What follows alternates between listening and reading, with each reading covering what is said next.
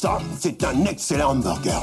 C'est bon la goutte. Kept you waiting, huh? Si je devais me faire dessus dès que les parents gueulent, je ferais pas prof. If you want to be a hero, you need to have dreams. Bonjour à tous et à toutes et bienvenue au Comptoir des Recos, le podcast fait par des potes, pour des potes et où le temps d'une bière, d'un verre de vin ou d'un soda, nous discutons des œuvres de pop culture marquantes qui méritent le coup d'œil. Bienvenue dans notre épisode 9 et je le dis d'emblée de jeu avec assurance parce que on l'a dit juste avant. Et oui, et on en est, voilà, parce qu'on s'en souvient très très bien finalement. Effectivement, mais je pense que si on n'avait pas discuté au préalable, je t'aurais encore une fois Fais un petit mis sur reminder. poussé sur le devant de la scène, tu vois, pour... J'avoue que là, c'est la première fois que tu le fais, mec, c'était un peu mon rôle attribué depuis le début de cette émission, C'est et, vrai. et là, petite folie, il y a eu pas mal de changements. Navré, je t'ai volé la vedette. Y a pas de souci, mec, je te laisse ce rôle avec grand plaisir, et en plus tu l'as dit avec une telle fermeté que... c'était grandiloquent. C'est tellement ferme que là, il n'y a aucun doute, c'est bien l'épisode 9 C'est bien l'épisode 9. du Comptoir des Recos. Comment ça va, mon cher Tim ? Eh bien, très bien, très très bien. Content de te retrouver pour cet enregistrement de ce 9e épisode. Ça fait longtemps, on peut le souligner. Ça fait longtemps, et tu vois, limite, c'est vrai que je me posais la question, je me disais, est-ce que en fait, ce serait pas plus sage, parce qu'à chaque fois, en fait, au final, on ne tient pas nos engagements, Clairement. mais de s'orienter vers je sais pas, une sérialisation sur un épisode par mois, par exemple. Tu voudrais qu'on change la bannière, notre bannière Facebook qui indique un épisode toutes les 2 semaines, etc., qui est un peu de la publicité mensongère maintenant. Disons que plutôt que d'être à l'image de nos politiques, et ouais, je suis un mec qui dénonce, Waouh, purée, ouais, il prend du risque. qui ne tiennent pas leurs promesses de campagne, voilà, Oh là là. et que nous, enfin, en fait, si, ça revient à la même chose, parce qu'on revient sur nos promesses de campagne, tu vois. Oui, mais on l'adapte avec un certain pragmatisme et une certaine réalité de terrain. Donc finalement, bon, c'est totalement politicien ce que je suis en train de dire, mais quand même, voilà, on vit les choses, on voit sur le terrain ce qui se passe, et après on prend en cause les choses et on adopte des solutions réalistes et rationnelles. Et Mais ça, c'est par beau. contre, gros, t'as vraiment mis une bannière Facebook où il y a écrit un épisode tous les 2 semaines. Tu regarderas notre bannière Facebook, notre magnifique bannière Facebook que j'ai fait avec Photoshop. Effectivement, j'ai mis un épisode toutes les 2 semaines. Et plus on avance dans le podcast, et plus effectivement, voilà, on rentre dans le gros mytho, quoi. Ouais, ça c'est effectivement, bon, il va peut-être falloir... On va la modifier. Je vais la modifier. Je vais la modifier. Ouais. Je vais un peu la changer. Mais bon, c'est pas grave. C'est pas grave parce que là, on se retrouve de bonne humeur pour justement et en forme pour ce magnifique 9e épisode, quoi. Tout à fait. Parce qu'encore une fois, il s'est quand même passé pas mal de choses un peu dans nos vies qui justifient le fait qu'on n'ait pas pu enregistrer. C'est clair, notamment dans la tienne, mon gars, parce que la dernière fois qu'on a enregistré, tu venais de passer tes concours. Exactement. Mais bien là, en fait, c'est assez marrant parce que j'ai l'impression que tout au long des épisodes, il y a un peu une méta-histoire et une sous-intrigue de l'avancée de mes concours. C'est drôle. Et bon, alors pour nos auditeurs, chers abonnés qui ne le savent pas encore, voilà la grande nouvelle. Je ne suis malheureusement pas admissible, du coup ce podcast est devenu mon activité à plein temps, donc je compte réellement sur vous pour mettre de la moula sur notre cagnotte en ligne qui n'est pas encore ouverte, pour que je puisse... De toute façon, que les gens mettent de la moula ou pas, tu touches de l'argent grâce aux cotisations que verse à l'État, de toute façon. Donc quelque part, oui, c'est vrai. Quoi qu'il arrive, t'es financé par tous nos abonnés qui travaillent. Exactement, parce qu'il y a la France des cotisations, il y a la France du travail, selon un autre politicien dont je ne citerai pas le nom, et qui pourtant est de gauche. Et voilà, quoi, c'est très intéressant. Donc je dépends de cette France-là, voilà, sachez-le.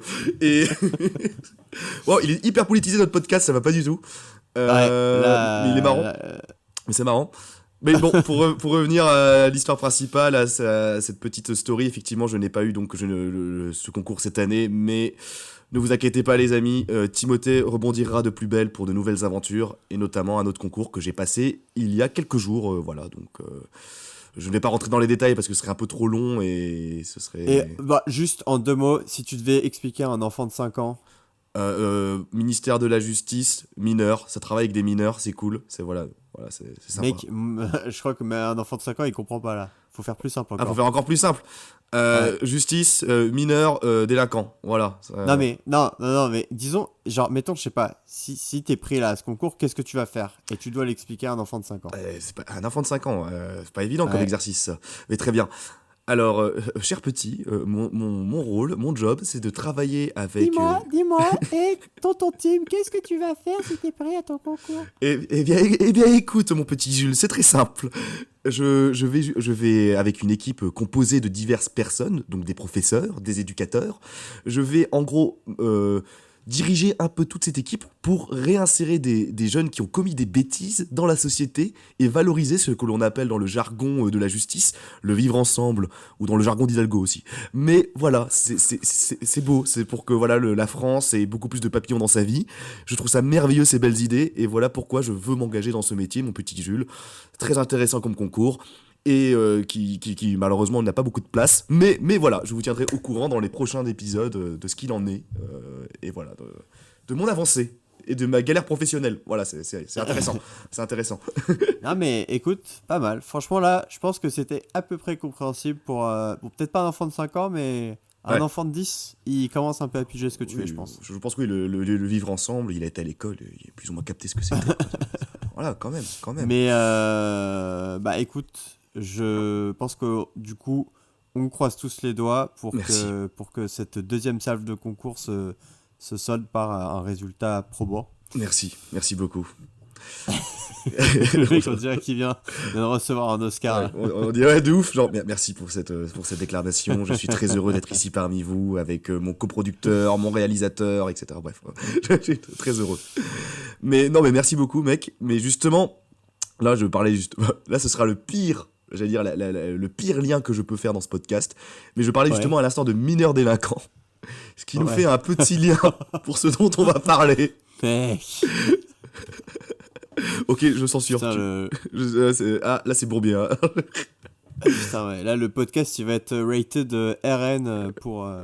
Oh, tout de suite. Voilà. Rassemblement National. Non, est-ce que la sécurité ne doit pas devenir un sujet de gauche? C'est un autre politicien qui l'a dit, je ne sais plus lequel, mais c'était pendant les élections présidentielles, je me rappelle très bien. Voilà. Voilà, on n'a jamais fait une intro en faisant autant de rêves politiques. C'est merveilleux. Effectivement. C'est drôle. Mais non, on va censure. Ne retenons pas ce que j'ai dit. Mais au-delà de mes concours et de mes déboires professionnels, on va parler d'un sujet très précis, finalement.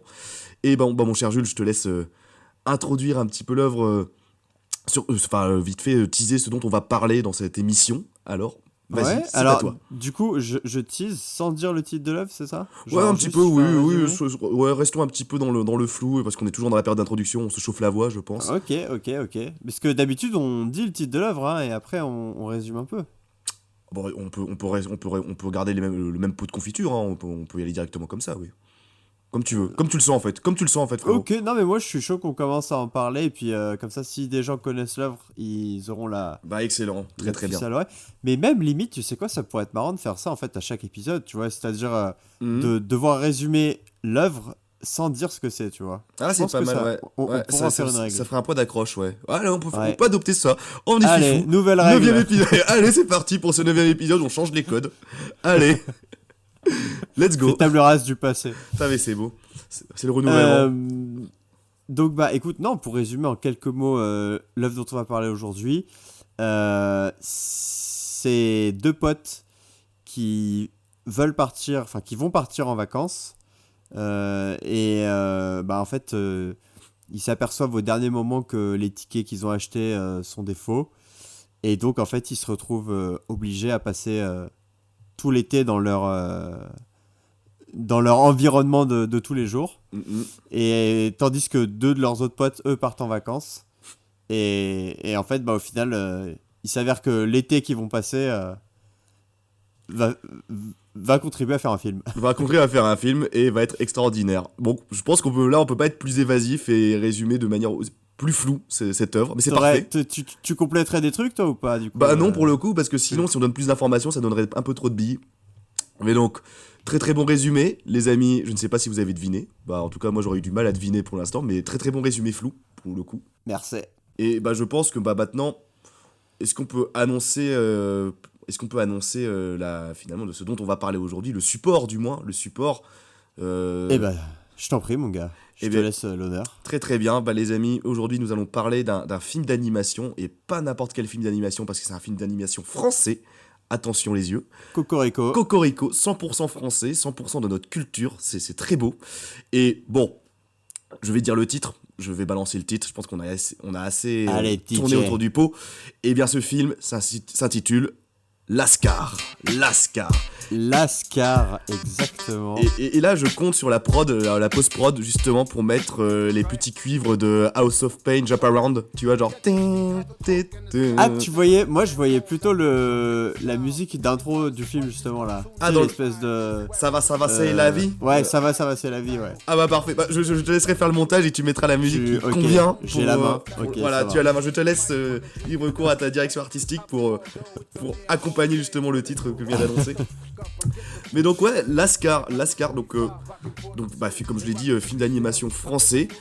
Et bah vieux, c'est vrai que bon, avant de parler un peu de toute la production, les origines, etc. Ouais. C'est vrai que bah, pour notre petit ressenti perso, je pense que tous les deux, ce film, il nous a assez marqué dans notre jeunesse, je pense. Je ne m'avance pas trop, Ouais. mais je pense que j'ai raison. Ouais, bah C'est ça. totalement, bah c'est même pour ça qu'on l'a choisi pour cet épisode 9, enfin... Je pense qu'on a même pas besoin de se concerter pour savoir que... Mais parce qu'en plus, toi et moi, on l'a découvert à peu près au même moment. Ouais, troisième, quand on était en troisième, En quatrième, troisième, troisième, ouais, ouais, je pense, c'est quatrième, ça, ouais. troisième. Oui, totalement. Et puis, c'était assez régulier de ressortir des répliques du film quand on était au collège. Quand on était au collège, Et justement, Enfin, moi, c'est... Bon, on va en parler après, mais en revoyant le film, mais j'ai été impressionné par à quel point... Alors que je l'ai pas vu depuis peut-être pas 10 ans, mais pas loin. J'étais impressionné à quel point les phrases, les punchlines, répliques, elles revenaient ouais. dans mon cerveau, mais instantanément, quoi. Bah, je pense qu'il fait Je partie me- ouais, des films de jeunesse au même titre que certains Disney ou DreamWorks, tu vois, qui sont restés Ouais. vraiment bah, ancrés en nous, quoi. Vraiment. Ouais, Ouais. mais là, à un niveau, enfin, ça m'a impressionné à quel point, tu vois, je pense que si quelqu'un avait maté le film avec moi, il aurait voulu m'étrangler, tu vois, parce que j'arrêtais pas de sortir à voix haute les répliques avant que les personnages le disent. C'était ça. Et ça me fait ça avec très très peu de films, tu vois, donc Bah, comme quoi, ouais. il nous a tous les deux beaucoup marqués. Et, effectivement. et avant justement d'aborder, parce que là, on va rentrer dans les points positifs, parce qu'on va expliquer pourquoi ce film nous a marqué, mais je pense qu'il est nécessaire de revenir un peu sur ce que c'est Lascar. Parce que Lascar, ce n'est pas qu'un film, en fait. C'est une œuvre qui a quand même marqué assez le paysage cinématographique Ouais. et de l'animation française en règle générale, Ouais, quand même. tout à fait. Et ben, à la base, en fait, Lascar, c'est ça, c'est une série d'animation qui était sur Canal+, hein, c'est ça? C'est ça, qui était diffusé sur Canal et Qui était sur diffusé sur MCM. Canal euh, et sur MCM, alors aussi, j'ai oublié juste après, ouais, juste après Canal, ouais. Ok. C'était une chaîne? C'était une chaîne, ouais, MCM, ouais. C'était la combien? Ah, je ne sais plus, mec, je ne sais plus du tout, mais c'était, je crois, pour ceux qui avaient Canal Plus, etc., ou Ok. c'est les abonnements, mais je ne sais plus quelle chaîne du tout c'était. Je suis même plus sûr ok. qu'elle existe encore, tu vois. Mais bon. Et ouais, en fait, bah, c'était une série, des petits épisodes très courts de environ 1 minute. Hein, C'est ça, tous. ouais, des petits sketchs, ouais, finalement. Ouais, voilà, sur des petits sketchs du quotidien. Alors à chaque fois, voilà, la thématique c'est la cité, la banlieue. Et c'était à chaque fois des petites pastilles sur des petits détails de la vie de tous les jours de mecs de banlieue, quoi. C'est ça, ouais. Et moi, vraiment, le plus prégnant là, qui me revient en tête pour donner un exemple, c'est le mec qui fait la bataille de regard. Ah, mais oui, dans c'est le métro. peut-être même l'épisode le plus connu des Lascar qu'on peut retrouver sur YouTube. Ouais. Ah ouais, d'ailleurs. c'est le plus connu, ouais. C'est le plus connu, je pense, parce que c'est lui qui est déjà l'un des plus vus sur YouTube et qui est resté Ah ouais. le plus en tête et un des plus cultes, quoi, finalement. Ouais. Bah voilà, si vous connaissez absolument pas Lascar, vous tapez Lascar bataille de regard Ouais. et voilà, c'est un mec qui s'amuse qui qui sont obligés de faire une bataille de regard avec toutes les personnes qui s'assoient en face de lui dans le métro. Et c'est extrêmement drôle. Et puis c'est une situation, je pense qu'on a tous aussi déjà connu, tu vois. Des moments de gêne, ouais, oui, c'est ça, ouais. Tu de regarder quelqu'un et puis tu sais pas si tu continues de le regarder ou si tu détournes les yeux, enfin. Parce que c'est ça qui est hyper intéressant. Bah déjà, oui, comme tu le dis, vous pouvez le retrouver sur YouTube. Et même tous les épisodes sont gratuits sur YouTube. Et franchement, je vous invite à aller voir ces épisodes avant d'aller voir le film. Parce que c'est vraiment une série de petits sketchs. Donc ça prend pas beaucoup de temps qui vaut vraiment le coup, quoi. Honnêtement, c'est très très drôle. Et justement, parce que, comme tu dis, c'est un peu il voulait représenter dans cette série le côté culture de rue, le côté un peu street, le côté un peu société urbaine. Ouais, et c'est un peu des situations du quotidien, effectivement, qui parlent des banlieues et tout, mais aussi, parfois avec des soirées un peu bourgeoises, qui représentent les flics aussi, le milieu de la justice, toujours avec un regard un peu satirique, un peu acide, mais jamais sans l'insulte non plus, avec beaucoup de caricatures, mais c'est jamais sans insulte, finalement. Ouais. Et qui essaie de dépeindre, finalement, je dirais, tout en étant rigolo, etc., un côté un peu juste de ce qui se passe, ou du moins de ce qui se passait dans les cités à l'époque, quoi. Donc c'était et la culture du rue actuelle, enfin avant, et c'était assez amusant. Et tu parles du côté caricature, et c'est vraiment ce qui ressort, et je trouve que c'est même encore plus appuyé dans le film, parce que dans le graphisme, enfin voilà, les personnages, c'est un graphisme de caricature, parfois comme tu peux avoir dans les journaux, en fait, avec des personnages aux traits extrêmement exagérés. Et ouais, là, en t'en reparlant aussi, j'ai un autre épisode qui m'est revenu en tête, qui m'avait beaucoup marqué à l'époque, sur la bœuf, avec, tu sais, c'est un groupe de mecs, là, de jeunes et tout. Enfin, oui. Et il y en a un dans le groupe qui est plus jeune que les autres, Oui. et ils se mettent tous à fumer de la bœuf, et genre lui, il a jamais fumé. Et ils lui tournent le pet, ils disent mais t'as déjà fumé? Il fait mais ouais, qu'est-ce que tu crois, tranquille mec. Tranquille. Et il prend une taf et ça le terrasse, et il part dans une sorte de bad trip et tout, et cet épisode il m'avait pas mal marqué parce qu'en plus justement comme c'est un graphisme assez caricatural, il se lâche pas mal, enfin en termes d'animation, parfois tu peux avoir plein de couleurs et tout, et j'ai trouvé que la scène du bad trip du gars, elle était super bien rendue, super représentative de ce que mais vraiment malade, de ce que peut être un bad trip, de ce que quelqu'un peut vivre en ayant fumé un mauvais pet, quoi. Clairement. Et je pense qu'on peut rendre un peu les lauriers à César, parce que là je me suis un peu renseigné et je vais vite fait parler justement des origines, des créateurs des Lascars. Et justement, à la base, et pourquoi on parlait justement de cette culture street qui a voulu être représentée, c'est qu'en fait, Lascar a été créé par un collectif de rappeurs et de graphistes. Voilà. Et donc, parmi eux, t'as un rappeur qui s'appelle IZM, tu as un scénariste qui s'appelle El Diablo, qui est assez connu dans l'industrie maintenant parce qu'il officie maintenant en tant que scénariste pour Les Cassos, qui est une autre série YouTube. Alors, voilà.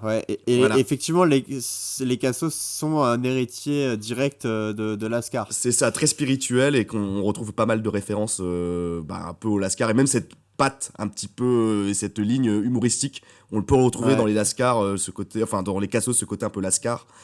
Et voilà, donc c'est ce petit groupe de collectif qui a créé justement la première saison. Ce petit groupe de collectif, pardon, excuse-moi. Oui, là, le petit collectif, j'emploie beaucoup de mots pour pas dire grand-chose. Ce petit collectif qui a donc créé cette série, et la première saison, en fait, elle est sortie en 98 quand même. 98, c'était assez vieux. Et...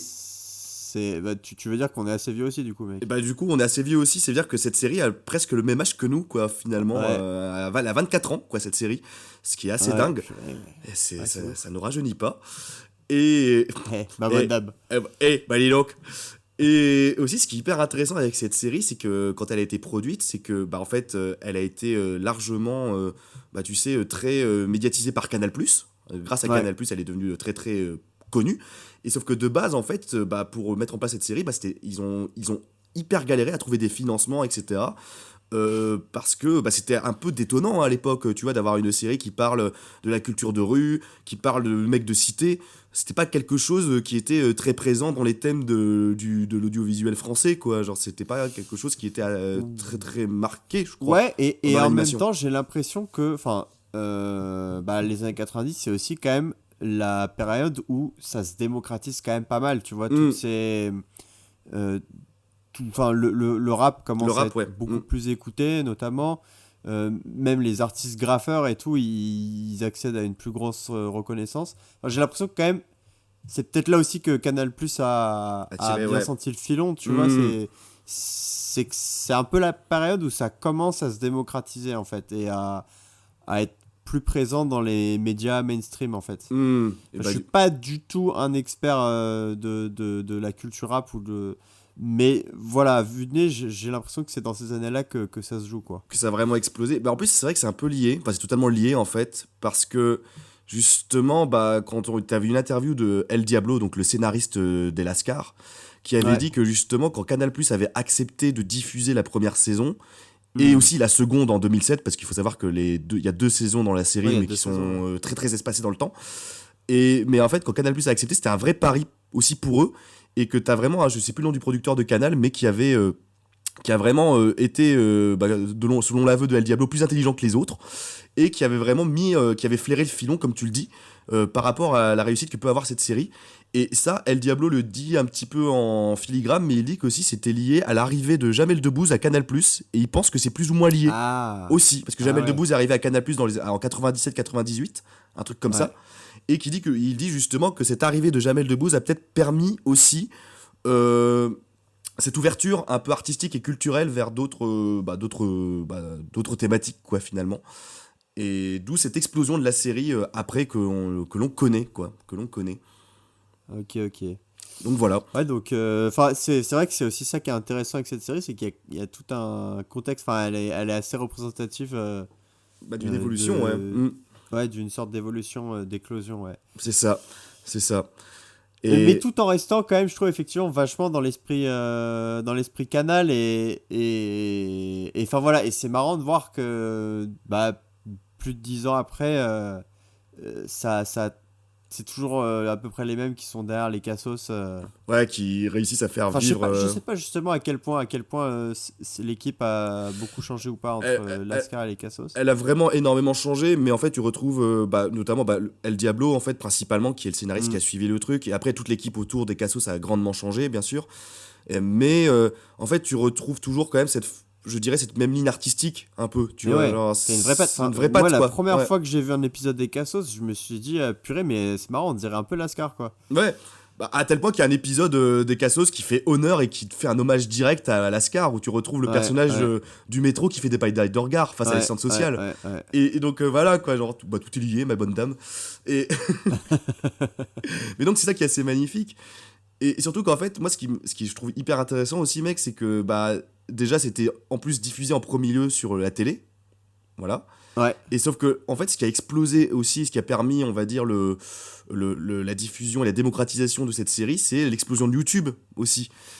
Totalement. Et notamment avec nous, notre génération, parce que moi, j'ai tout regardé sur YouTube. On n'avait pas Canal, nous, à la maison. Donc, oui, pareil. Donc, grâce à YouTube, en fait, ça a permis aussi cette survie-là. Et on retrouve bien sûr les Cassos après sur YouTube, qui est leur principale source de visionnage, toujours avec Canal+, cela dit. Mais voilà. Donc c'est quand même assez intéressant, je trouve, d'analyser cette évolution. Effectivement. C'est bien, on a replacé l'œuvre dans le champ socio-culturel français. Exactement. Je vous propose donc maintenant que l'on passe à la partie suivante, dédiée à nous. À nous. Et à toi, mon gars, comment est-ce que tu as découvert Lascar ? Est-ce que tu te souviens ou pas, du coup En fait, je crois que, mec, je l'ai vu. En fait, parce que nous, à la maison, on n'avait pas Canal+, mais on avait Ciné Première, etc., qui est je sais plus quel abonnement de chaîne télé. Et je crois que c'était sur Ciné Comédie, un truc comme ça. Et je zappais, et là, je tombe sur Lascar, voilà, totalement par hasard. Et c'est comme ça, je suis devant ma télé, peut-être un dimanche à 15h, et je zappe sur ce film. Et là, je le regarde. Et c'était ma première découverte avec le film Lascar, et je crois que c'était d'ailleurs en 2010-2011, quand on était en 3e, quoi, donc dans ces eaux-là, je crois. Et voilà, c'était... c'est un film qui directement m'a marqué dès le premier visionnage, parce que les musiques m'ont marqué, comme tu l'as dit, les punchlines m'ont marqué. Et c'était vraiment mon premier contact avec ce fameux film, quoi. Ce fameux film. Voilà. Mais c'est marrant. là, depuis qu'on fait le podcast, j'ai l'impression que toi, il y a quand même pas mal de trucs que tu as découvert au final en zappant devant la télé, quoi. Ouais, de ouf, mec, parce que en vrai, Parce que Slumdog, c'était la même. c'est ça, bah en fait, c'est vrai que Black Sheep aussi, non? Black Sheep, c'était aussi la même sur Ciné Frisson. Ouais. Bah en fait, c'est vrai que je sais plus les gens pourront retrouver, mais je sais plus de quel abonnement à quoi c'est lié, c'est Ciné Plus, enfin Ciné Frisson, etc. Mais vu qu'on a cet abonnement à la maison chez mes parents, bah effectivement, ça m'a permis de découvrir certains films par ce biais-là, en rentrant chez moi à la maison le week-end ou le soir, et en zappant sur la télé et voir des trucs que j'aurais pas vu. Il y avait quand même effectivement des bons programmes qui arrivaient jusqu'à Mélan malgré la non-couverture réseau. Bah c'est ça, bah en plus vu que mon internet était pourri et toujours pourri là-bas, bah c'était un peu le moyen le plus ça direct. renforçait. C'est ça, hein, pour découvrir des films quoi. Et tu l'as pas regardé avec ton père, Lascar? Non, j'ai pas regardé avec mes parents et je pense que il serait pas forcément très friand de ce film. Mais bon, quoi que je ne sais pas, hein, en vrai, peut-être, hein, tu mais juges peut-être. ouais, voilà, je juge peut-être trop vite, mais c'est peut-être pas le premier film que je ferai découvrir à mes parents. Et toi, mon Jules, comment t'as découvert donc Lascar? Bah moi, gros, il me semble, hein, je me trompe peut-être, mais dans mes souvenirs, c'est notre cher ami dont... c'est drôle comme coïncidence d'enregistrer ce podcast maintenant. C'est notre cher ami qui se marie en fin de semaine. D'accord, Arthur, ouais. Notre cher pote Arthur qui m'a fait découvrir Lascar, il me semble. Ah ouais. J'ai le souvenir de lui qui me parlait de cette série, bah pareil, à peu près à la même époque quand on était en 3ème. Enfin, non, il m'a parlé du film en fait. Il m'a parlé du film avec sa petite voix nasillarde de petit con. Lascar, c'est génial, tu vas voir, c'est street. Wesh, mon frère. et c'est comme ça que. Mais je pense encore une fois la belle époque des films que je matais sur la PSP, tu vois. Ah, c'est beau ça. Donc tu as maté Lascar, tu as téléchargé Lascar et tu as maté sur le petit écran de la PSP. Et d'ailleurs, là, en le revoyant sur mon ordinateur, j'ai un peu redécouvert aussi le film parce que, je sais pas, quand je l'ai maté sur ma PSP, ça devait être du 360p, tout pixelisé, un peu dégueulasse, ouais. Et là, j'ai redécouvert beaucoup de détails visuels du film, hein, notamment... très porté sur les parties génitales. Et l'animation autour des parties génitales qui est très bien réalisée. Oui, qui est extrêmement détaillée et qui m'avait été un peu masqué effectivement lors de mes visionnages sur la PSP parce que par manque de définition. Mais ouais, voilà, donc moi c'est par Arthur donc que j'ai découvert. Eh bah c'est beau, et c'est vrai que c'est très amusant qu'on enregistre à cette période, c'est comme dit, c'est le destin, c'est le destin, comme on a dit dans Slumdog Millionnaire, tout est lié, ou je sais pas quoi. Et c'est vrai qu'après avoir maté plusieurs fois le film, j'ai vraiment kiffé les musiques du film. Je trouvais ça, c'est vraiment une bande-son hip-hop à l'ancienne, quoi, vraiment années 90. Années 90, ouais. Et je l'ai beaucoup poncé l'OST du film, ouais.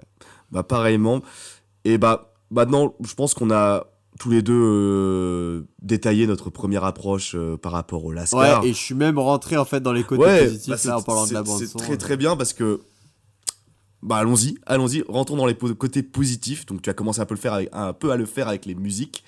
Et je pense qu'on peut continuer sur le coup avec les musiques, hein, en premièrement, parce que c'est vrai que les musiques, l'OST, la bande-son, et que ce soit la bande originale ou les musiques utilisées, sont quand même géniales. La bande-son est super quali. Je sais pas dans quel degré c'est des musiques qui ont été composées. Enfin, alors, il y a évidemment pas mal de musiques qui viennent de l'extérieur et qui ont été rajoutées.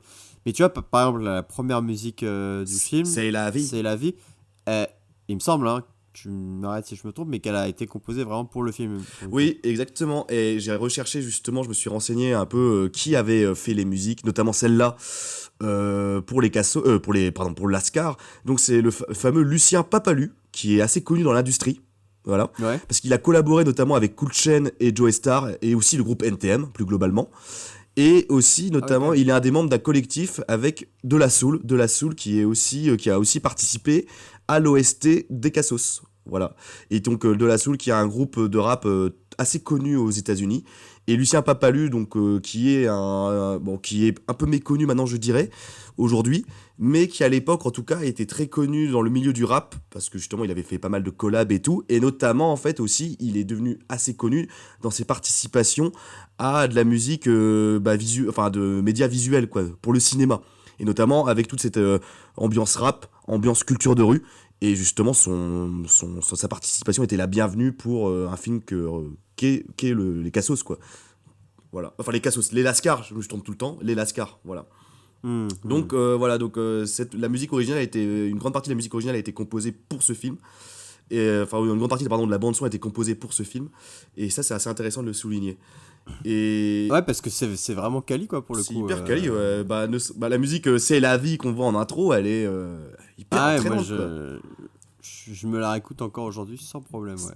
T'as aussi la musique, là on rentre un peu dans un petit spoil, mais ça va pas parler aux gens, du coup tranquille, mais tu sais quand on fait la première rencontre de Zoran, tu vois, quand tu vois, je ne sais plus le titre de la musique, mais quand tu vois t'as un travelling dans le métro, au milieu des cités, et là tu vois t'as la caméra qui se rapproche et tu vois Zoran, en gros qui est le Dilos, c'est on va dire le petit antagoniste de ce film.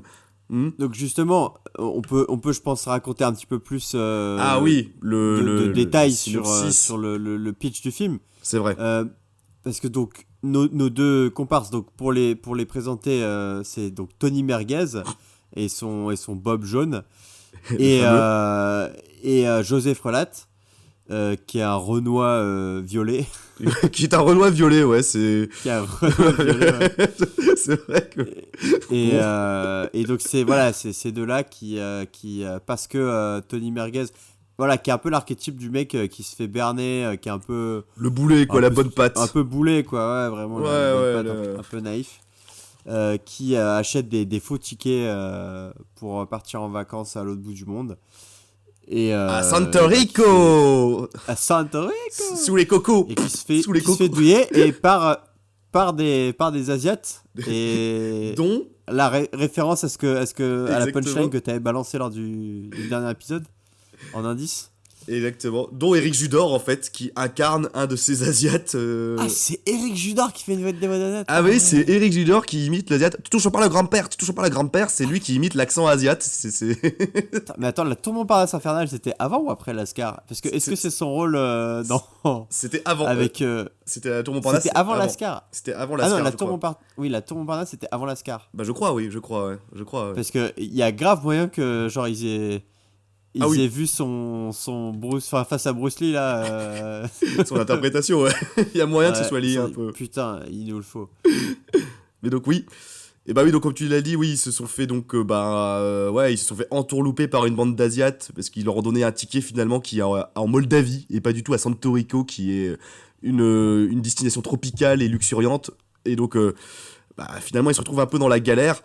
Et en fait, on va suivre un peu le destin croisé de différents personnages, principalement José Frelat et Tony Merguez, qui vont essayer de gagner de l'argent pour partir en vacances.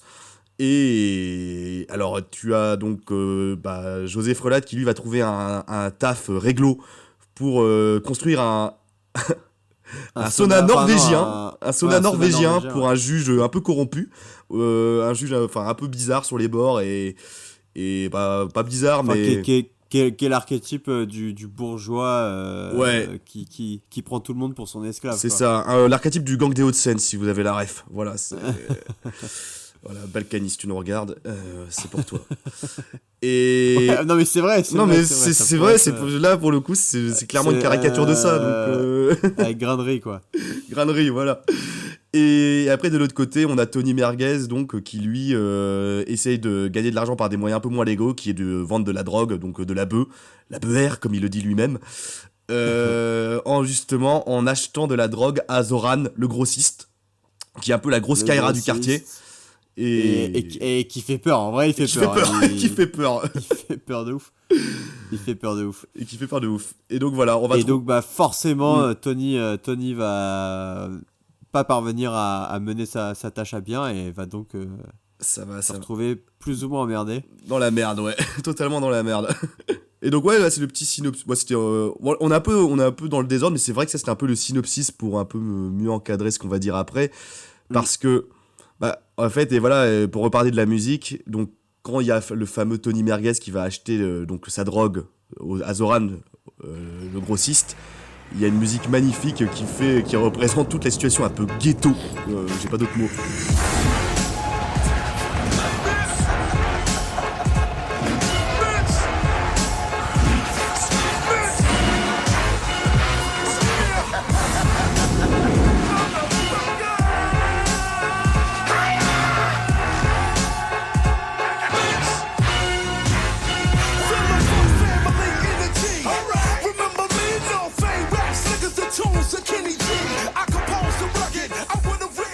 C'est quoi déjà ton blaze?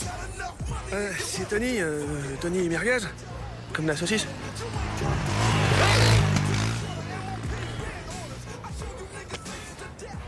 Alors écoute-moi bien, Tony. Des crédits, normalement, moi, j'en fais jamais. Mais là, je fais une exception parce que tu connais mon petit cousin Yaya. Merci, Zoran. Mais si je te laisse un délai d'1 semaine pour me braquer, regarde-moi bien. C'est 1 semaine et pas un jour de plus. Une semaine? Pff, tu rigoles. Moi, je fais mon bis ce soir, tac tac, je la tout dans 2 jours. Je suis à Santo Rico, moi. Je suis jet ski, chicas, latinas, Eh, me cocktails. raconte pas ta vie, saucisson. Pardon, c'est Merguez, Zoran. Tu trouveras la bœuf au fond de la poubelle là-bas, dans le sac jaune. 5 kills. 5 kilos? Ah non, on avait dit 2. Enfin, eh ben non, c'est pas grave, t'as raison, finalement. 5, c'est mieux que 2 kills. Oh.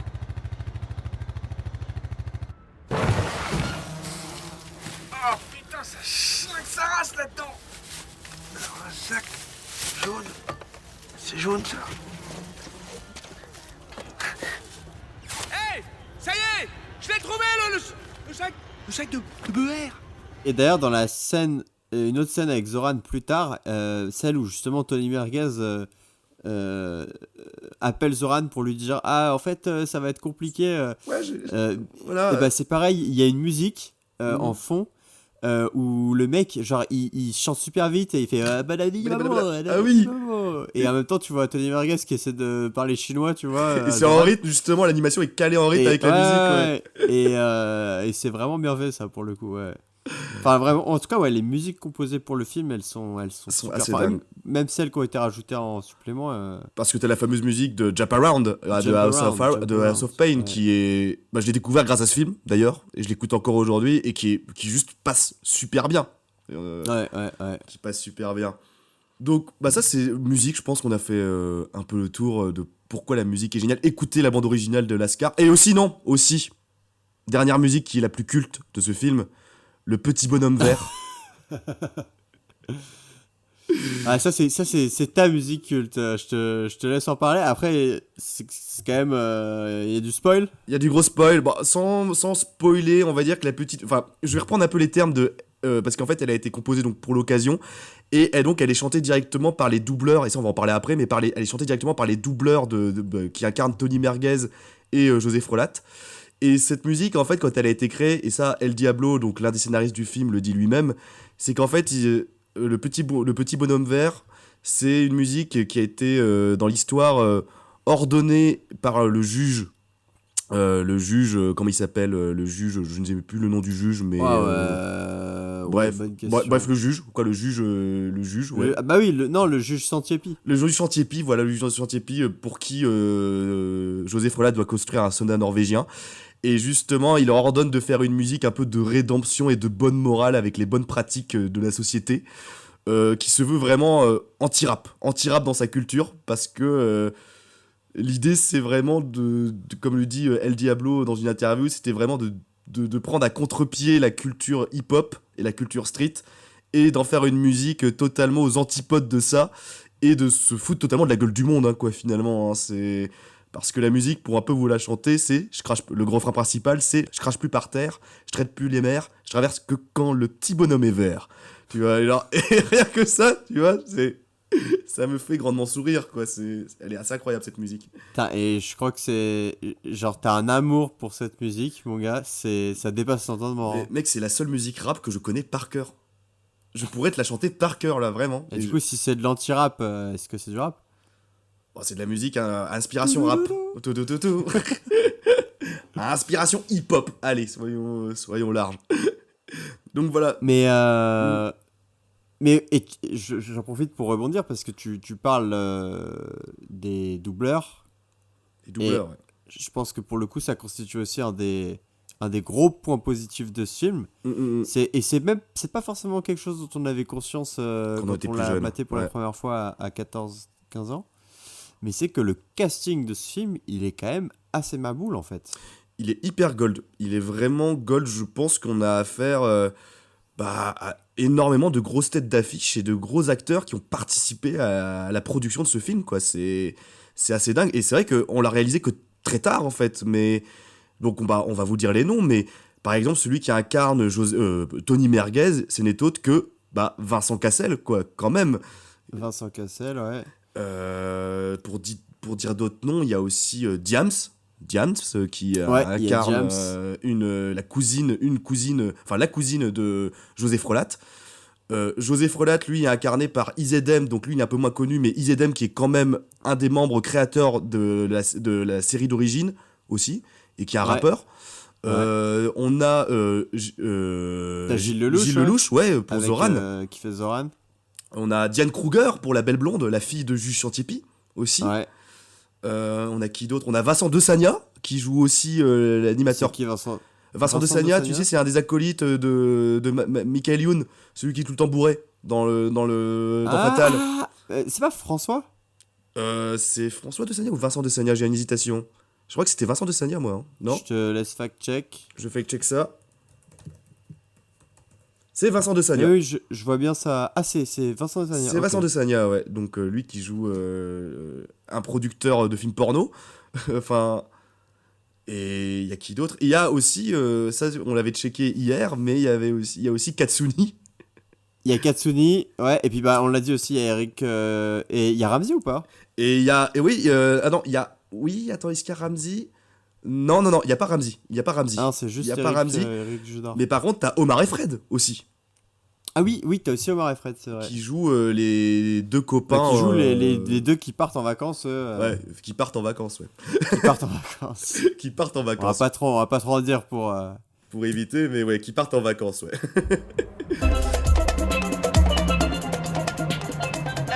Farid, je te ramène quoi comme souvenir ? Hein ? Un poil de schneck de santoricaine ?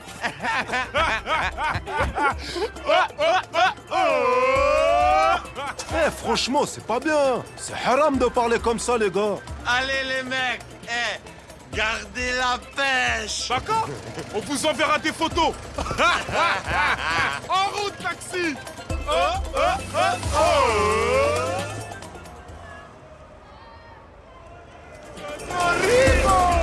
Ouais, allez, c'est ça, ouais, vas-y, va attraper la ch'touille sous les tropiques, enfoiré de beurre flan, va.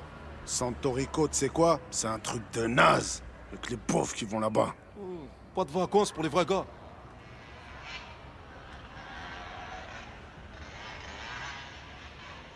Ah, les bâtards! Donc voilà, casting 5 étoiles finalement. Casting 5 étoiles. Casting 5 étoiles.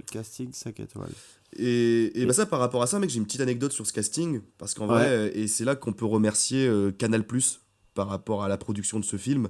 Ouais. C'est qu'en fait, de base, le projet, le film est sorti en 2009, je sais pas si on l'a dit, voilà. Et en gros, je crois pas qu'on l'ait dit. Je crois pas qu'on l'ait dit, mais donc le film est sorti en 2009, et c'est vrai qu'au départ, il y avait très peu de personnes qui avaient confiance en ce film, en mode ça va pas marcher, quoi. C'est un film d'animation comme ça, qui aborde ce genre de thématique, ça va clairement pas fonctionner. Et en fait, t'as une société de production qui s'appelle Millionage, qui a pris le film, qui a fait confiance au film et au script. Ouais.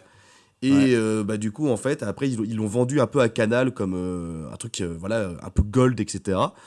Et vraiment, après, grâce au contact qu'a pu avoir Canal et tout, ça a permis de réunir ce casting-là qui fait vraiment le taf, quoi.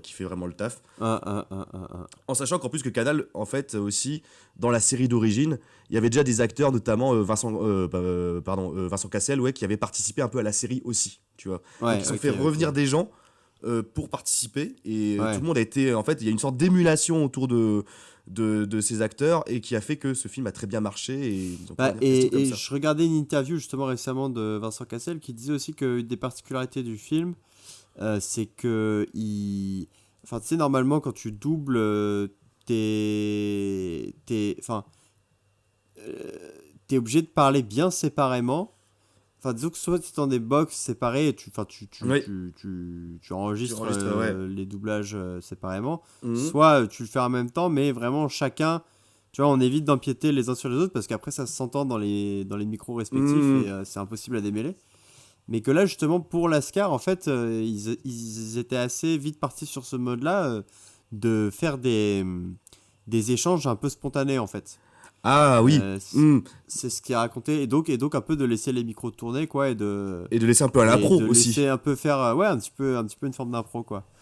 Et c'est vrai que les dialogues ils sont assez savoureux. Enfin le doublage même d'une manière générale est génial. Est vraiment quali. Enfin ils ont tous ça colle super bien au graphisme du film encore une fois parce qu'ils sont tous ultra caricaturaux dans leur manière de parler, dans leurs expressions aussi. Enfin, ouais. Bah, c'est vrai que Vincent Cassel en plus en doubleur, et là on peut le dire que c'est un de ses... parce qu'il avait aussi doublé quelques films d'animation. Ouais, il a doublé pas mal. Il a fait L'Âge de glace. Oui, c'est Diego dans L'Âge de glace. Diego dans L'Âge de glace. Attends, putain, il y a un autre truc aussi. Robin des Bois dans Shrek aussi, si je me rappelle bien. Au compagnon. Ouais. Et mais il y a une autre grosse licence aussi, mais j'ai oublié laquelle pour le... Enfin bref, non, il a quand même fait pas mal de doublage, Vincent Cassel.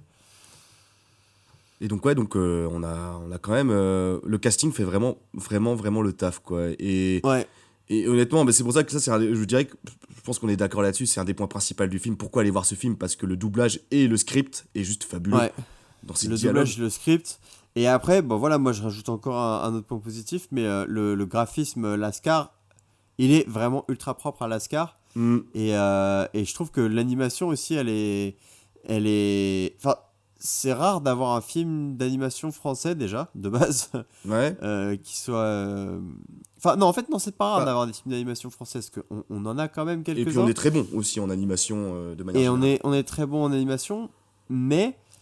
Enfin, on a des très bonnes écoles en animation. Faudrait qu'on ait Félix là pour nous en parler. Pour en parler. Mais on a beaucoup de fuites des cerveaux aussi à ce niveau-là, quoi. Parce qu'on forme de très bons animateurs, mais beaucoup partent à l'étranger. Mais en tout cas, enfin voilà, oui, d'avoir un film d'animation comme ça, vraiment grand public. Et alors, pour le coup, je sais pas à quel point il a beaucoup marché à son époque. En tout cas, et c'est un petit peu pour ça aussi qu'on fait ce podcast. Il n'a pas laissé une trace indélébile, j'ai l'impression, dans la culture populaire, parce que je connais pas beaucoup de gens de notre génération qui connaissent le film, pour le coup. Bah moi non plus, et ça m'étonne un peu, parce que... m'étonne, oui et non, mais c'est vrai que quand j'en parle quand on parle de films d'animation, etc., c'est vrai que l'Ascar revient très très peu, et je pense que c'est plus... Il a marqué la culture internet, française, la culture internet française, je pense, oui, grâce à YouTube, etc., mais effectivement c'est pas le truc je connais pas beaucoup de personnes dans mon entourage effectivement qui connaissent ce film, quoi, et de manière générale. Et c'est pour ça que comme tu dis, en fait, je pense que c'est vrai que pour les graphismes aussi, le script, mais aussi les graphismes, c'est une bonne entrée en matière pour l'animation française et lui rendre ses honneurs, parce que j'ai petit amour pour l'animation française. On a aussi quelques studios de production qui font du bon taf.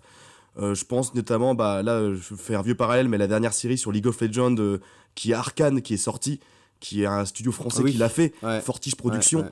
Et là en plus, ce qui est intéressant, pourquoi je parle de ça, parce que déjà les graphismes de Arcane sont magnifiques, mais en fait c'est ça qui est assez ouf, c'est que pour l'Ascar, pareil, c'est un peu un mélange 2D 3D. Entre, tu vois, l'animation est faite en 3D, mais le graphisme des personnages, j'allais dire, comment on appelle ça, j'ai le terme qui n'est plus en tête, mais l'esthétique des personnages, personnages est faite en 2D. Et du coup, ce petit mélange est hyper ravissant, parce que tu as l'impression que tu as un peu un mélange entre des images avec de la prise de vue réelle dans les décors, un petit peu, et de l'animation papier sur les personnages, tu vois. Ce qui est assez bien fait. Et tu retrouves ce processus d'animation, en fait, dans Arcane, de manière beaucoup plus évoluée et de manière beaucoup plus réaliste, plus développée, et surtout avec une autre patte, une autre direction artistique, bien sûr, qui se veut plus réaliste. Mais c'est un peu un chant du cygne, justement, pour nos studios d'animation français qui, je trouve, ont vraiment quelque chose à vendre et quelque chose à proposer. Et je pense sincèrement que quelqu'un qui s'intéresse un peu à l'animation doit regarder ce film en fait, parce que c'est quand même, je trouve, une masterclass à de moindres égards. Bah, et en plus, voilà, ça fait de 2009, mais comme il n'y a pas non plus de grosses effusions de technologie ou de techniques particulières, bah, il a super bien vieilli visuellement, je trouve. De ouf. Il y a aucun moment où je me suis dit, ah, ça, c'est vrai que c'est un peu ringard maintenant, tu vois, ou ça a mal vieilli. Bon, c'est aussi plus facile quand tu fais de l'animation 2D, effectivement, d'avoir des films qui vieillissent bien. C'est sûr. Parce que quand tu regardes les films 3D de la même époque, ils ont pris un peu plus de plomb dans l'aile. Oui, les Toy Story et compagnie. C'est vrai que là, le studio Pixar et DreamWorks, tu regardes les films avec un nouvel œil, quoi, maintenant. Mais... mais attends, c'est pas toi qui m'as dit que tu te retapais Shrek oui, récemment, là et Shrek, justement, je trouve que le film Shrek a largement mieux vieilli que les films Pixar, typiquement, ouais. À part Ratatouille qui est toujours dans mon cœur, mais ça, bref. Ça, non, oh, mais Ratatouille, même, déjà, c'est un peu plus récent. Enfin, je crois que Ratatouille, mec, c'est... Attends, je vérifie, hein. Mais c'est pas si récent que ça, hein. Ah ouais? Alors, attends, je tape Ratatouille. Je pense que c'est quand même sorti... 2007, mec. Quoi, 2007? 2007, mec, Ratatouille. Donc, Ratatouille dans mon cœur, hein. C'était tellement beau. Mais mec, en fait, non, mais... Il a Rémi tatoué sur le téton gauche, quoi. Mais ouais, mec, mais de ouf, mais... C'est pas le moment qu'on me lance sur Ratatouille, mais purée, ce film est tellement beau. Mais donc, bah voilà. Mais en tout cas, voilà, si vous êtes fan d'animation, je pense que c'est un film à voir. Et aussi, mec, bah, je pense aussi à un autre truc au-delà de l'animation, c'est aussi les mouvements de caméra qui, je trouve, sont assez dingues parfois. Enfin, pas dingues, mais font bien le café. Genre, t'as une scène typiquement qui me vient en tête où tu as... sans spoil, mais bon, ça va parler à nous deux. Gabriella, la tarée qui poursuit Tony Merguez. Ouais. T'as la caméra qui les suit dans une course-poursuite effrénée. Ouais, oui. Ouais. Et ça participe au comique de la scène et c'est juste hyper drôle, quoi. Ouais. Ça fait vraiment le taf, quoi. C'est vraiment le taf. Non, et puis, bah, puisqu'on parle de... Enfin, l'humour, genre, moi, vraiment... l'humour... Le film me fait encore marrer. Mais là, je propose, mec, pour débloquer un peu la situation par rapport à l'humour, parce qu'on sera obligé d'un peu de spoiler, parce qu'on peut pas parler de l'humour des Lascars. Pas des Cassous, des Lascars, justement. On peut pas parler de l'humour de Lascars sans forcément un peu spoiler, et du coup, je propose là qu'on rentre dans une partie spoil, analyse spoil de l'humour, parce que comme ça nous débloque un peu le truc, et qu'on parle un peu ouvertement. Voilà, partie, l'humour. Ok. Et bah, je sais pas, toi, t'as un passage en particulier qui te... Bah, moi, un passage en particulier, c'est que, bah, moi, enfin, c'est toute la comique de situation et absurde qu'il y a autour de Tony Merguez. Parce que, comme on a dit en intro, frérot, Tony Merguez, c'est vraiment la fausse racaille, tu vois. Le mec qui se donne des airs de gangsta, etc. Sauf qu'en fait, il a un cœur tout mou, finalement. Il a des épaules toutes frêles. C'est un moucheron, quoi. C'est un moucheron, mais que t'as envie de protéger et qui est le frérot, tu vois, alors que il est loyal et tout, tu peux compter sur lui, mais tu sais que le gars, il est dans des embrouilles et des galères pas possibles. Et justement, une de ses galères principales, c'est qu'il couche avec une meuf qui s'appelle Gabriella. Et rien qu'à évoquer son prénom. C'est pas Manuela ? Ah, c'est Manuela, pardon, Manuela. Ouais. C'est Manuela, t'as raison. Manuela. Et donc, en fait, alors qu'il, lui, dans sa tête, il croit que c'est juste un one-shot, en mode, voilà, tranquille. Il s'avère qu'en fait, Manuela est une grosse nympho psychopathe. Et ultra possessive. Et qui, en plus de ça fait arrêt flic. Donc, il n'y a rien qui va. Et juste, toute la relation est pour moi un comique. Et justement, il y a une scène qui vient en particulier où tu as, bon, gros spoil, mais en gros, tu sais, dans la scène où en gros, tu as Tony Merguez qui vient de choper la bœuf à Zoran et qui, justement, pour essayer de l'écouler, parle à son pote Casimir. Voilà, et son pote Casimir qui, justement, pour sa technique pour se camoufler, pour vendre sa bœuf sans se faire arrêter par les condés, c'est d'avoir un t-shirt d'un mec qui est en train de littéralement... rentrer dans les fesses d'un autre mec, quoi. Effectivement. Et de quoi il dit sa justification à Tony Merguez, c'est de dire ouais, mais tu crois que les flics ils vont me faire une fouille anale avec un mec qui est gay, quoi, tu vois. Donc c'est marrant. Et cette scène, mec, tu vois, tu les vois tous les deux, ils discutent.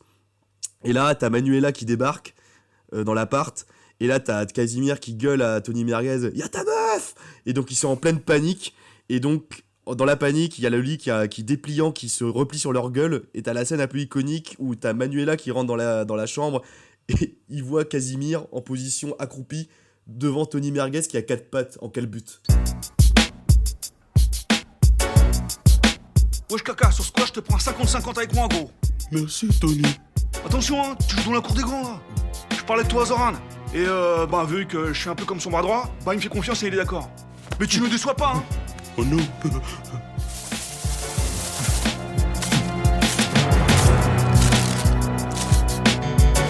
Alors qu'est-ce que tu m'as dit là? Quand est-ce que tu ramènes l'oseille? Mais je te l'ai dit, ce soir, j'ai tout largué. Ok gros, avec Zozo on te met pied à l'étrier. Mais dans le game c'est one shot, understand? Y'a pas de seconde chance et... Eh mais... C'est quoi ce t-shirt de Rasdep que t'as là? Ouais, mon pote, c'est mon déguisement de Fomblard. T'as déjà vu un Shbab se faire une palpation par les coffres, toi? Alors là j'avoue, ouais bien. Qu'est-ce que t'as cru? Il y en a là-dedans, hein? Merde, ma meuf, putain!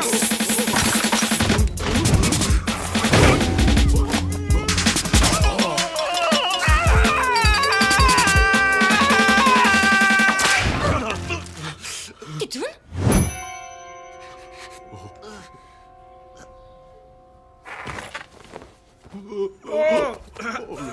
Chérie, merde, alors, quelle surprise.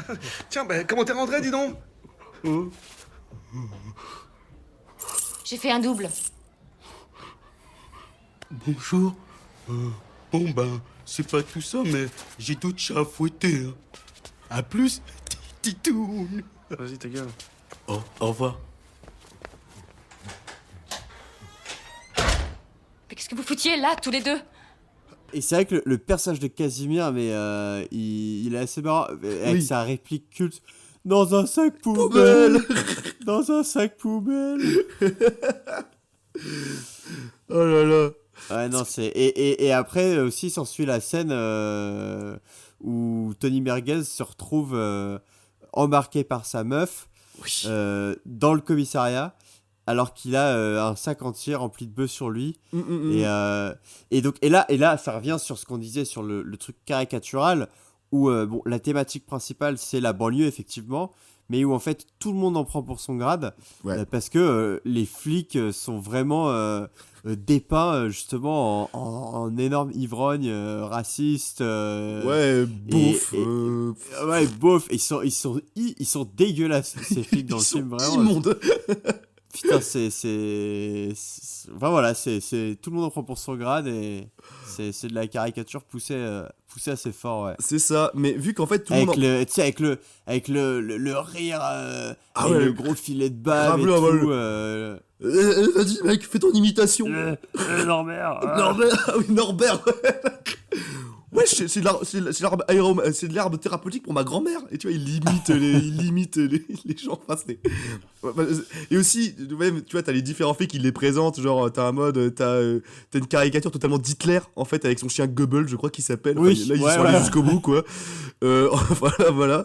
T'as aussi les deux flics CRS aussi qui sont en mode. Qui sont représentés comme des gros lourdeaux, crâne rasé, en mode skinhead et tout. Enfin, voilà. Et après, t'as la fameuse aussi chanson des poulets, qui est iconique. Et la chanson des poulets, ouais, c'est vrai. Voilà, qui représente toute la quintessence de cette beaufrie. Mais encore une fois, parce que là, pour pas offenser les pros-flics qui nous écoutent, ce film... Je sais pas s'il y en a beaucoup, mais... Je sais pas s'il y en a beaucoup, cela dit. Mais bon, si vous êtes stifo, ne soyez pas offensés par ce film. Parce que, en fait, c'est un film qui tape, comme tu l'as dit, sur tout le monde. Et du coup, en fait, que ce soit les vieilles racailles de banlieue, entre guillemets, qui sont dépeints quand même comme des brutes épaisses, certains, du moins, qui sont beaucoup moins attachants, et qui sont dépeints quand même comme des brutes qui ont pas de cerveau, quoi, ou totalement, qui sont dépeints avec des yeux parfois qui sont, totalement excentrés, avec des dents longues comme ça, avec des gueules, t'as l'impression qu'ils ont tué 3 gars avant de venir, quoi, enfin... Les Asiates sont représentés avec un accent hyper caricatural. Les petits bourges du 16 sont représentés avec des petites robes bien maquillées, etc., bien sapées, tout propre sur eux. Le mec porno, t'as un mec producteur de porno qui est présenté comme fan de coke, etc., qui est totalement Et speed. le juge scientifique est présenté comme tout petit, tout aigri, Voilà. et puis surtout tellement sûr de lui avec son argent et embourgeoisé, quoi. Et qui profite du système aussi parce qu'il engage des délinquants pour refaire sa baraque gratuitement. Il fait passer ça en travail d'intérêt général. Enfin, tout le monde en prend pour son grade. C'est ça qui est magnifique, c'est que je dirais que c'est pas... Enfin, on retrouve du plaisir partout, quoi. Genre, c'est pas un film insultant, quoi. Genre, tu vois ce que je veux dire? C'est pas... tout le monde prend cher, quoi. Enfin, c'est ça qui est bien. C'est ça qui est bien, je trouve. Enfin, de la même manière, tu sais qu'un South Park ou Simpson, tu vois, où ils caricaturent tout le monde, enfin, personne va se sentir offensé, quoi, je crois, à travers ce film. Ouais, Typiquement. c'est ça. Donc, ça qui est intéressant. Et c'est français. Et c'est français, toujours, c'est français. Et après, je trouve que c'est quand même difficile de parler de l'humour en général sans vous spoiler, sans gâcher le plaisir, parce que c'est des comiques de situation. Et du coup, c'est vrai que vous parlez de scènes qui nous ont marqués. Ça... Ouais, ben voilà, là, on a décrit déjà 2 scènes. Je pense que ça suffit, ouais, ça suffit amplement. Un petit échantillon qui se vaut. Non, et puis bon, ça nous amène à la partie à qui on recommande, donc je prends un peu d'avance, mais si vous aimez l'humour Cassos, ouais, vous aimerez foncez, l'humour quoi. Lascar, enfin c'est même un peu, voilà, faire un petit retour aux origines. Ouais, totalement. Est-ce que t'as d'autres points, toi, qui te viennent en tête, mon gars? Bah, moi, c'est pour revenir vite fait, justement, parce qu'on avait parlé en point positif avant de l'animation, etc. Et ça, je pense que c'est très bien de le souligner aussi, pour encore rendre honneur à ce qui a été fait par les animateurs et par la prod. C'est qu'en gros, c'est un des rares films, enfin, pas un des rares films, mais c'est un film d'animation. Pourquoi, justement, le doublage se marie hyper bien? Pourquoi, justement, effectivement, t'as l'impression qu'il y a une réelle... communion entre l'animation et le script et les dialogues, c'est qu'en fait, quand les doubleurs ont fait leur ligne, etc., et quand ils ont lu leur texte, l'animation n'était pas finie. Et du coup, en fait, de la même manière que les studios japonais, quand ils font leur animation, en fait, ils ont fini d'animer le truc sur la performance des doubleurs. Et donc, ce qui fait que, la parole des bouches, etc., l'animation des bouches est hyper bien synchronisée avec le texte, quoi. Et... et je savais pas que les doubleurs japonais, parce que... Enfin, pour le coup, dans les animés, l'animation labiale, en général, elle est assez minimale. Bah, ça dépend. C'est vraiment... ça dépend. J'ouvre et je referme la bouche. Bah ouais, mais généralement, dans l'animation japonaise, ce qu'ils font, c'est que, tu sais, le plus gros truc qui coûte dans l'animation japonaise, bah, c'est les seiyuu. Enfin, pas les seiyuu, c'est ça, les doubleurs, quoi. Enfin, les doubleurs, ouais. Les doubleurs japonais, ce qui coûte le plus cher. Et en fait, ils leur font juste doubler sur des storyboards et après, ils animent derrière, quoi. Donc, avec plus ou moins de réussite. Plus ou moins de réussite, mais justement, bah là, Lascar reprend le même procédé. Les doubleurs que sont Vincent Cassel, etc., ont lu leur texte sur une animation qui n'a pas été finie, et justement ça a été finalisé après. Et ça se voit justement, et ça mec, on en parlait en off, mais ça qui me fume aussi, c'est que je sais pas si t'as remarqué ça, mais chaque personnage, je trouve, est une caricature de l'acteur qui le double. Je trouve un peu. Ouais, alors, mais justement, non, moi ça, je m'étais pas attardé sur ça en le regardant, mais effectivement, enfin, il y en a qui c'est plus, c'est plus remarquable que d'autres. Ouais. Et effectivement, c'est quand on parlait de Katsumi que tu m'as Katsumi, dit ça. ouais. Et bon, bah effectivement, là, c'est une prostituée asiate. Bon, là, on peut faire difficilement, voilà. Difficilement plus évident, ouais. Ouais, mais même Tony Merguez, tu vois, genre qui a des petits airs effectivement de Vincent Cassel, etc. Enfin, Bon, après, Gilles Lelouch et Zoran, un peu moins, ouais, un peu moins. Mais par exemple, Diane Kruger, la belle blonde, vite fait, aussi, avec le personnage qu'elle incarne. Ah oui, c'est vrai. Et par exemple, le personnage d'Omar Sy qui joue un Renoir aussi violet, qui lui aussi un tout petit peu. Oui, putain, et eux d'ailleurs, c'est aussi le duo Omar et Fred dans Lascar, ils me fument aussi, putain. Parce que. Oh là là. Bon, en gros, attention, on va spoil aussi. Mais donc, c'est les deux gars qui sont censés partir en vacances, mais en fait, il s'avère qu'ils foutent le boxon à l'aéroport. Et donc, ils se font recal. Et ils ont tellement le seum que plutôt que de rentrer à la cité, ils vont passer en fait leurs 2 semaines d'été dans un aqualand en plein, mais genre. En plein milieu de la street, quoi. Plein milieu de la street, entouré par le périph' et tout. Et ils passent 2 semaines là-bas, ils dorment dans le parc, ils skyent les meules et tout. Et vraiment, les doublages, il est excellent. Et puis, ils sont ils sont tellement ridicules tous les deux. Et en même temps, tellement attachants, quoi. Tellement. Ouais, ça, ils sont ridicules et attachants. Tu sais, ils essaient de prendre des photos des meufs qui sont au parc pour faire genre. Qui ont vu des petits culs, etc. Quoi. Ils les envoient aux potes, etc. qui sont à la cité. Et t'es en mode, mais qu'est-ce qui se passe, quoi. Et puis, ils arrêtent pas de faire. Oh.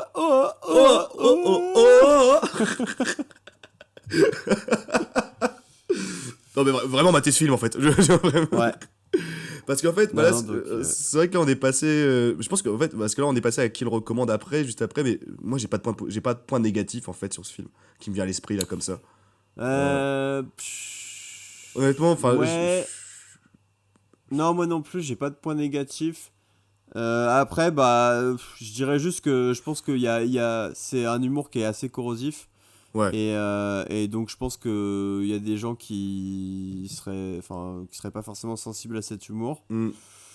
Et je sais pas, je serais curieux de voir, tu vois, dans 20 ans, dans 30 ans, comment est-ce qu'on jugera encore l'humour de ce film, parce que bah effectivement, tu vois, les Asiates, ils sont dépeints avec un accent, enfin ouais, voilà, comme c'est de la caricature, et bah, tout le monde est caricaturé à son maximum. C'est ça. Moi personnellement, c'est un humour qui me parle. Je sais pas si ça parlera à tout le monde. Mais enfin voilà. Ouais. Après voilà, c'est vrai que c'est comme tu dis, ouais, c'est vrai que bon. Ouais, il y a ça peut peut-être. Voilà, si effectivement, voilà, l'Asiate qui parle en mode comme ça, tu vois, effectivement, hein, c'est hyper cliché. Moi, ça me fait sourire. Je suis Asiate, je précise. Voilà. Et ça me fait énormément rigoler, quoi. Genre, après, effectivement, ça peut peut-être plaire à moins de personnes, mais bon, ça dépend de votre ressenti, votre sensibilité, quoi. Ça a été fait dans un contexte où il n'y avait pas tous les questionnements qu'il y a aujourd'hui autour du racisme, autour de qui peut se moquer de quoi et tout. Et donc, bah, voilà, je me demande tout simplement comment est-ce que ce film résistera à l'épreuve du temps. En tout cas, moi j'ai une certitude, et bah, c'est qu'il me fait bien marrer et que je suis ravi de le recommander aujourd'hui. Ouais. À tes côtés, mon Tim. Et moi aussi, mon Jules, parce que au moins il survivra dans nos cœurs. Et ça, exactement. Et ça, c'est beau. Et sur notre playlist Spotify. Exactement, pour écouter le petit bonhomme vert et toute l'OST. Bon, bah. Et toute la semaine. Mais en tout cas, enfin ouais, voilà. Vraiment, je reviens là-dessus, hein, mais c'est pas une série qui est connue, c'est pas un film qui est connu. Donc, et c'est pas prise de tête. Enfin, vous l'aurez compris, je pense, au bout d'une heure de podcast. Donc, si vous êtes là le dimanche soir avec une bonne pizza, une bonne bière et quelques copains, c'est un film idéal. C'est l'assurance d'un bon moment et de bonnes tranches de rire, ouais. En vrai, j'ai rien à rajouter. Hein. Je pense que ouais, je pense exactement la même chose, hein, parce que je pense que c'est typiquement le genre de film que tu peux voir en buvant un petit coup avec des potes où vous êtes 4-5 sur un sofa et vous avez des rires gras, quoi. Hein. Parce que franchement, c'est typiquement ce genre de film qui se prête à ce genre de soirée. Hein. C'est clairement ça. Et voilà. Hein. Peut-être pas un film familial, clairement pas. Clairement pas un film familial. Mais, mais bon. Film grand public, oui, quand même. Mais avec des potes, quoi. Avec des potes, ouais. Voilà. Et puis surtout, voilà, je le dis, hein, mais moi je le conseillerais aussi, parce que si vous voulez voir un film qui représente quand même, je trouve, dans sa production, que ce soit avec Canal, même ses origines, qui a été faite quand même par un collectif qui vient quand même de la rue aussi, que ce soit des rappeurs, des graphistes et tout, et qui a été monté par Canal, qui a été rejoint aussi par des grandes pontes du cinéma et par les doubleurs qu'on a cités, enfin les acteurs qu'on a cités. Je trouve que ça représente aussi un bon mix, je vais pas dire culturel, mais un bon mix de production qui est assez intéressant aussi, quoi, et qui représente que bah voilà, comment cette série est montée et qui a connu quand même un certain succès à l'époque, un petit succès à l'époque. Je trouve que c'est assez intéressant à voir rien que pour ça. Et dans mes souvenirs, j'ai pas vraiment de truc en tête qui me vient à l'esprit. Oh non, enfin je sais pas, enfin là je sais pas où je vais aller là dans ma phrase. Il est tard. Bah nulle part, donc je vais te rattraper. Du coup, rattrape-moi mec. Et en disant tout simplement que voilà aussi si pour les gens qui veulent se faire une rétrospective animation française, bah voilà, il y a ce film qui est là dedans, regardez. Et aussi, c'est vraiment une des forces, hein, du film et de la série, c'est tellement particulier que ça ressemble à rien d'autre. Ouais. Graphiquement ou dans l'histoire, c'est ultra original en fait. Et Rien que pour ça, ça vaut le détour. Ça vaut le détour, totalement. Ouais. Et tu vois, c'est là aussi que je me rends compte de la faiblesse de notre concept, hein, de se dire qu'on va chercher des points négatifs. C'est que comme on est le comptoir des recos et qu'on est censé recommander des choses, bah en général, on a aussi du mal à... Ouais. Enfin, non, après, ça dépend des œuvres. Après, on en a réussi à trouver quelques-unes, pour Black Sheep, enfin, des trucs comme ça. Non, si, oui, il y a des œuvres, il y a des œuvres pour lesquelles il y a quand même des points négatifs. On peut les recommander, mais même on a un peu de recul. Il y a des gros points. Mais c'est vrai que Lascar, dans l'absolu, moi j'ai vraiment du mal à. Moi non plus, parce qu'en fait, tu l'as bien résumé, c'est que ce film va plaire ou pas. Enfin, c'est une phrase un peu simple ce que je vais dire, mais ça va dépendre des sensibilités de chacun et de l'humour que vous avez, quoi. Effectivement, si avoir un Asiate qui parle avec un accent cliché, ou bien à l'inverse, si vous révulse de voir des flics qui sont ultra caricaturés, bon. À mon humble avis, vous êtes quelqu'un de pas fun, mais voilà, ça va pas vous plaire. Mais pardon. Chaque humour. On n'attaque pas les auditeurs, ok? Non, je n'attaque pas les auditeurs, pardon, excusez-moi. Mais not in my name. Mais voilà, oui, ça dépend de votre degré d'humour. Et effectivement, si voilà entre guillemets l'art de rue ne vous parle pas, etc., et que vous considérez que ça c'est de la sous-culture, comme peuvent dire certains. Bon, alors politiques, après, ça aussi, cela dit, c'est vrai que c'est aussi un autre reproche qui peut être fait au film. C'est quoi? C'est que bon, c'est la culture de la street, mais le bon côté, quoi, le côté gentil. Ah oui, bah bien sûr, oui. Bah et après le bon côté, mais à la fois, comme je l'ai dit, vu qu'il tape quand même sur tout le monde, même dans la série. Tu vois, les gens, par exemple, le gros Dilos qui est Zoran, ou les grosses racailles qui l'accompagnent, parce que, enfin, voilà, ils sont représentés avec des gueules, mais hyper patibulaires et tout. Donc, sans que ce soit le sujet principal du film, ils vont pas montrer, effectivement, les grasses agressions dans la rue, des trucs comme ça, hein. C'est pas le but du film, c'est un film d'humour, de base, et satirique. Mais effectivement, ça montre que les bons côtés du bail, mais en même temps, tu vois, genre, je trouve que vu quand même, il y a une grosse caricature sur toutes ces personnes-là, même les gens de la cité, enfin, du moins de certaines personnes de la cité. Je trouve que voilà, ça remplit son office quoi. Ça remplit son office, tu vois, genre c'est assez englobant. C'est englobant, quoi. Tu vois, genre, effectivement, même, tu vois, genre, côté, par exemple, tu vois, vite fait une scène sur les flics où il représente un peu la violence policière dans le commissariat, vite fait.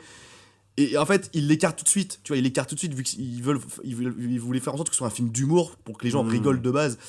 Et peut-être une porte d'entrée pour les gens qui veulent aussi découvrir l'art de rue, enfin la street, l'art de la street, quoi. Mais bon, même si c'est pas le truc représentatif du bail.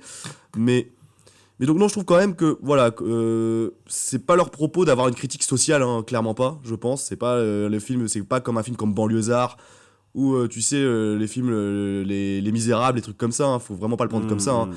C'est clairement pas. C'est vraiment pas une critique sociale ou quoi que ce soit. Hein, c'est vraiment un film d'humour et bonne vibe et satirique dans une moindre mesure, quoi. Voilà. Ouais. Donc c'est pour ça. Hein, je pense qu'il faut pas le prendre. Comme une représentation réaliste de la rue, etc. Et il faut pas en faire un sujet politique, quoi. Je pense que c'est clairement pas l'idée des auteurs d'origine qui voulaient juste se taper des barres en le faisant et montrer juste leur jargon du quotidien et ce qu'ils peuvent vivre comme situation au quotidien de manière très très renforcée, quoi. Voilà. Caricaturée. Tout à fait. Tout à fait, Thierry. Tout à fait. Tout à fait, Thierry. Ouais, bien mon gars, écoute, de mon côté, j'ai vidé mon sac. Mais moi aussi, j'ai plus grand chose à dire sur Toi aussi, mon gars. Lascar. Ouais, j'ai plus grand chose à dire. Voilà, je pense qu'on a fait le tour. Putain, mais quelle efficacité là. On ne dépasse pas l'heure et demie, c'est rare. Ouais, mais en plus, en off, on l'avait annoncé qu'on allait pas non plus, ça allait pas non plus être un long. Pour une fois, on a tenu notre engagement. Mais oui, pour une fois, ouais. Donc, celui-là, vous allez pouvoir l'écouter en entier, bande de sacripants. Hein Putain, on a senti un début de petite poussée de haine là au début de la phrase. Et puis, après, tu vois, je me suis mis une petite dose de calmant. Je me suis dit, non, mec, tu dois pas insulter les auditeurs. Déjà que tu l'as fait une fois, tu peux pas le faire deux fois. Il y a des baffes qui se perdent. Il y a des grosses baffes, ouais. Enfin, au pire, tu me censureras au montage, hein, c'est pas grave. Ah, ça arrive tous les jours, ça. Ouais, je sais. On me censure tout le temps. Et je me censure aussi dans la vie quotidienne, c'est pour dire. Putain, merde. On peut plus rien dire, ouais, c'est clair. Encore une fois. Quelle France nous vivons, quoi. Et alors, tu peux plus rien dire, mais tu vas quand même pouvoir nous dire un petit peu, nous teaser, qu'est-ce qui se passe pour le prochain épisode, mon gars. Pour le prochain épisode, chers auditeurs, on arrive donc au fameux épisode 10. Le fameux épisode 10 qui, pour nous, représente beaucoup. parce que cela fait presque 1 an qu'on fait des podcasts, qu'on est avec vous sur cette chaîne. Ouais. Voilà, parce que. Ouais. Et d'ailleurs, c'est pour ça que j'en suis arrivé à la conclusion qu'il fallait peut-être qu'on fasse un podcast par mois, parce que le premier, on l'a sorti en octobre ou novembre. Hein. Non, en vrai, Non, la vérité, c'est qu'on l'a sorti en janvier, mais on l'a enregistré en octobre le premier. Oui, voilà, ouais. non, on l'avait enregistré en octobre. Mais après, on a un peu blindé, on tenait le truc des 2 semaines. Ouais. Mais au final, si tu comptabilises, je pense que ça nous fait à peu près un enregistrement et une diffusion par mois, quoi. Oui, un peu, totalement. Et c'est pour ça que je pense qu'on doit revenir. Enfin, on doit aller sur ce format-là qui, je pense, en termes de nos emplois du temps, est plus réaliste. À moindres égards. Et que voilà, on arrêtera de mentir aux abonnés. Hein, totalement. Faut qu'on arrête avec ça. Faut qu'on arrête, c'est plus possible. Voilà, nous, on s'engage pour la transparence de la vie podcastique. C'est ça. Plus de mensonges, chers auditeurs. Et si vous voulez, on diffuse le Excel avec notre emploi du temps pour que tout soit clair et qu'il y ait une commission qui vérifie tout ça. Commission de la transparence de la vie publique. Enfin là, ce sera de la vie podcastique. Voilà, qui nous pourra suivre ça en direct et ce sera pour vous. Mais voilà. Pour revenir justement au sujet de l'épisode 10 qui est cher à notre cœur et qui représente quand même 1 an en notre compagnie et où vous êtes bercés par nos nobles voix. Pour cet épisode 10, nous vous réservons une surprise, un changement un petit peu de notre format habituel, ou du moins un peu renouvelé, voilà, un peu renouvelé. Et je ne peux pas en dire plus ou davantage parce que, pour ne pas vous gâcher la surprise tout simplement, mais sachez en tout cas qu'il va y avoir du lourd et qu'il y aura, je pense, d'autres points de vue qui vont se joindre à nous et que cela va être hyper intéressant de dialoguer sur de nouveaux sujets. Voilà, c'est... Tout à fait Thierry. C'était hyper science politique ce que je viens de dire comme phrase. Hein. C'était hyper science po cette phrase, leur en mode poupou de poupou, tu vois. On pourra dialoguer dans la joie et la bonne humeur. Avec de nouveaux points de vue pour de nouveaux sujets.